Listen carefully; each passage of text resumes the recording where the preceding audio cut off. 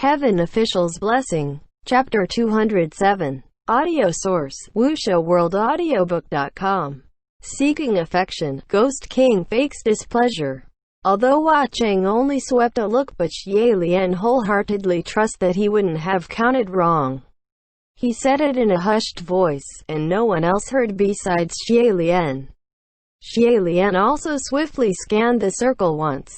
Everyone here was holding hands, so just when did an extra person joined?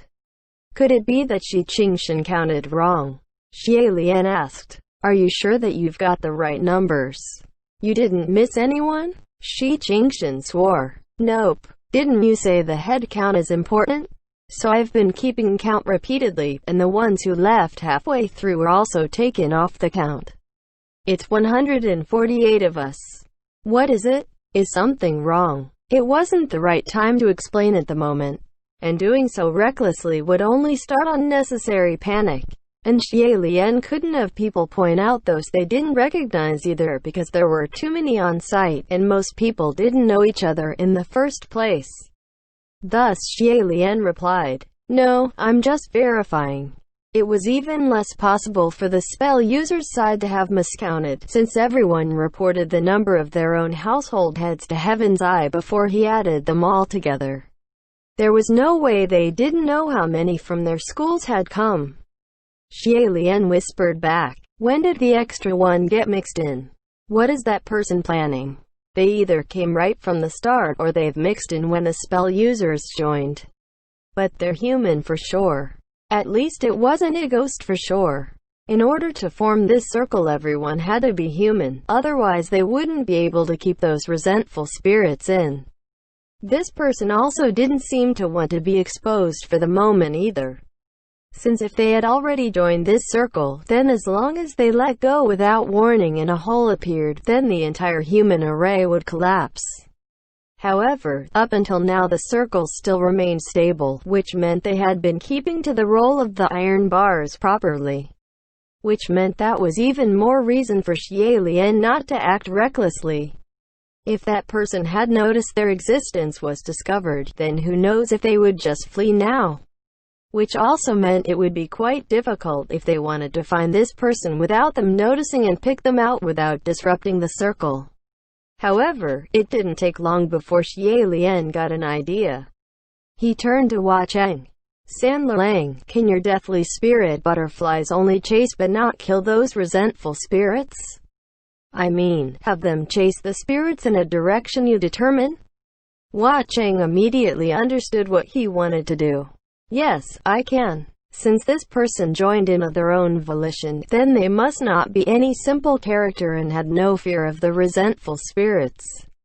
Then, reversely, if Hua Cheng manipulated the deathly spirit butterflies to force the resentful spirits to the edge of the circle, then the spirits would for sure attempt to find any leaks to escape.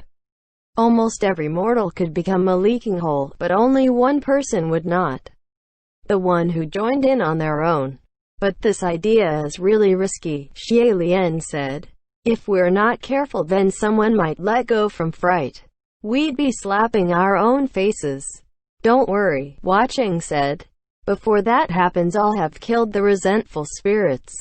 The two formulated their plans, and Xie Lian suddenly raised his voice and called out, "Everyone watch out!" The resentful spirits suddenly got stronger. "Just hold on and don't be scared." Heaven's Eye exclaimed. "What? Why would they suddenly get stronger all of a sudden?"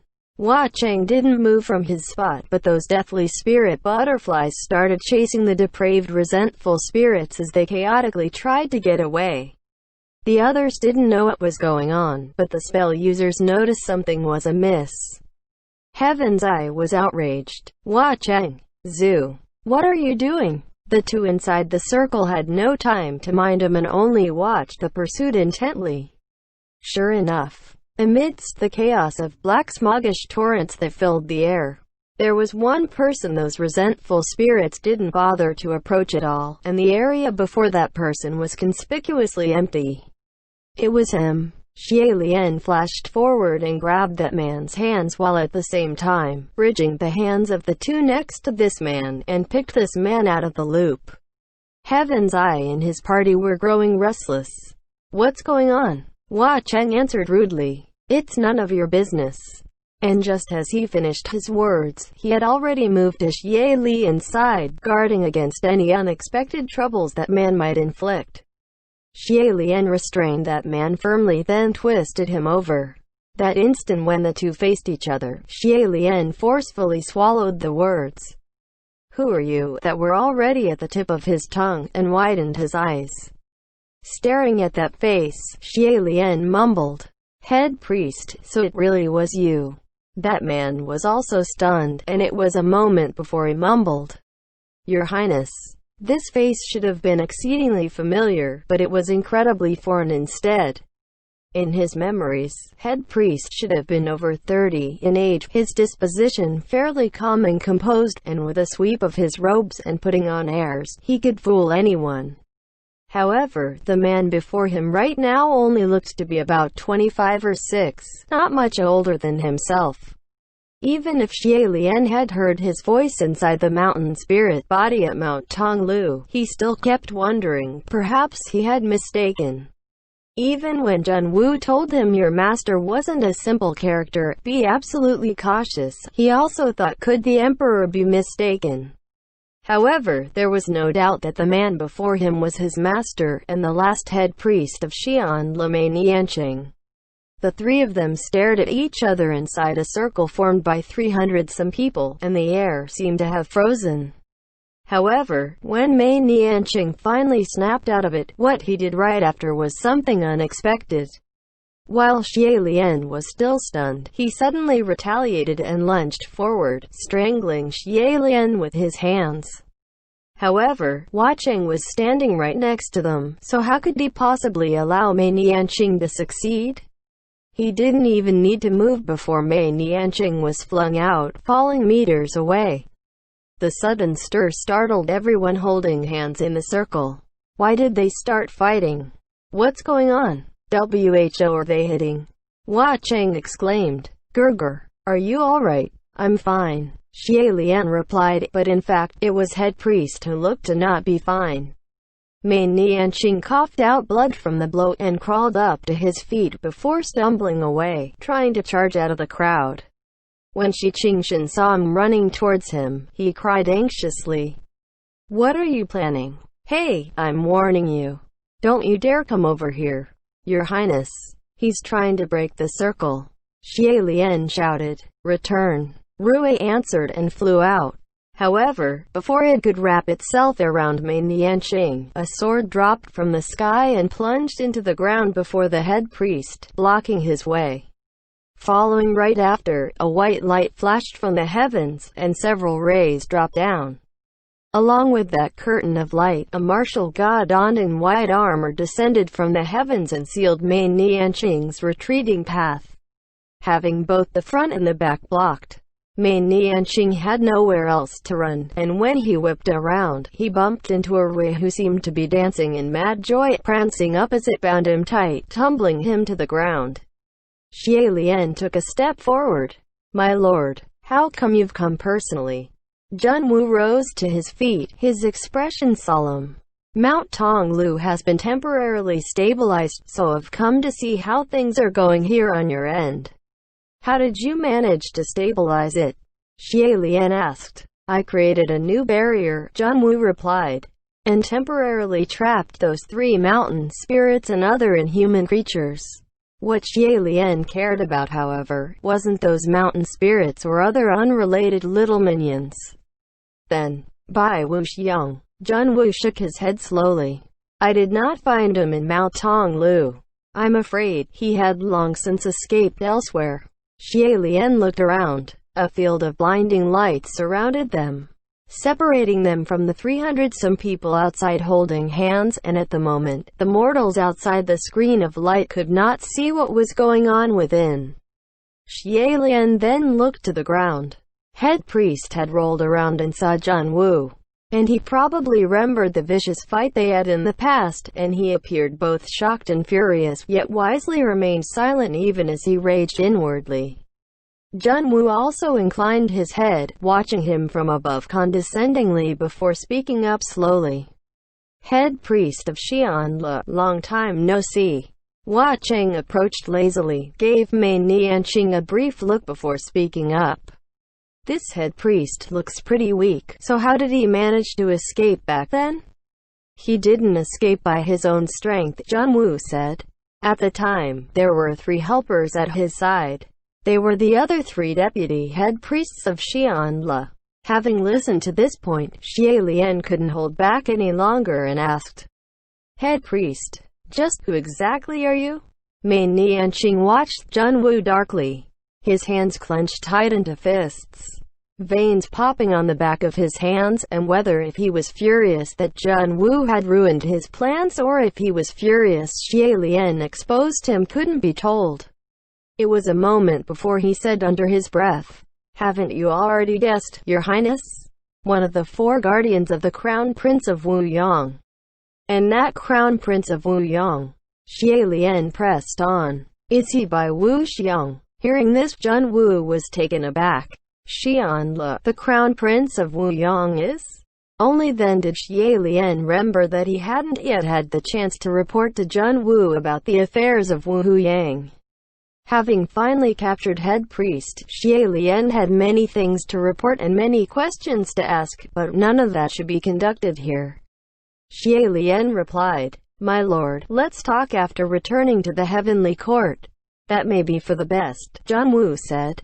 After humming for a moment, he added, "However, most of the resentful spirits from Mount Tonglu had been sent here to the royal capital, and they can't be suppressed so quickly.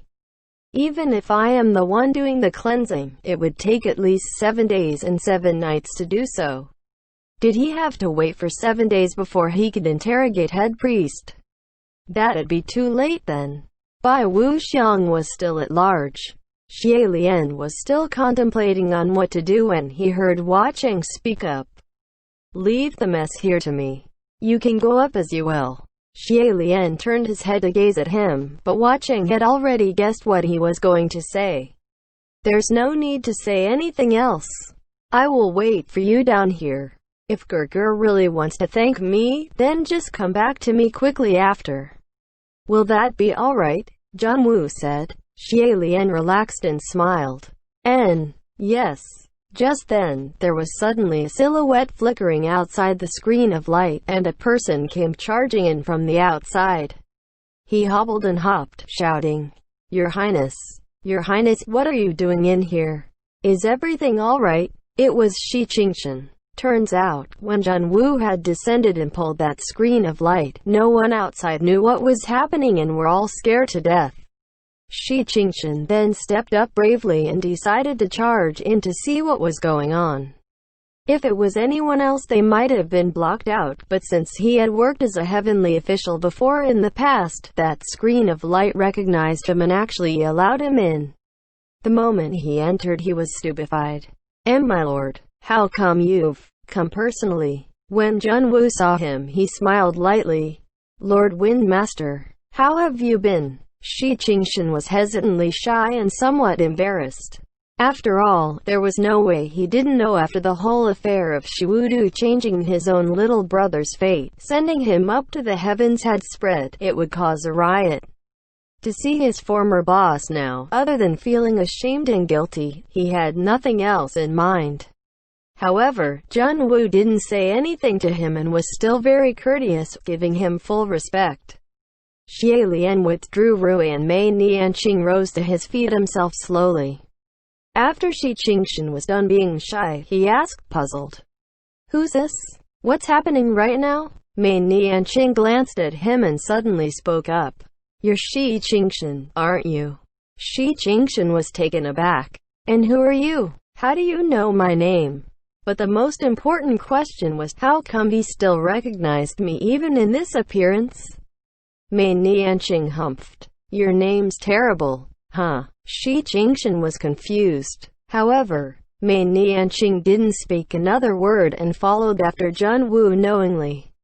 Looking rather docile, probably because he knew that now that he didn't have any helpers by his side, he couldn't escape from Zhan Wu's hand. "Xianle, I will take him up first," Zhan Wu said. "You're coming up in a bit."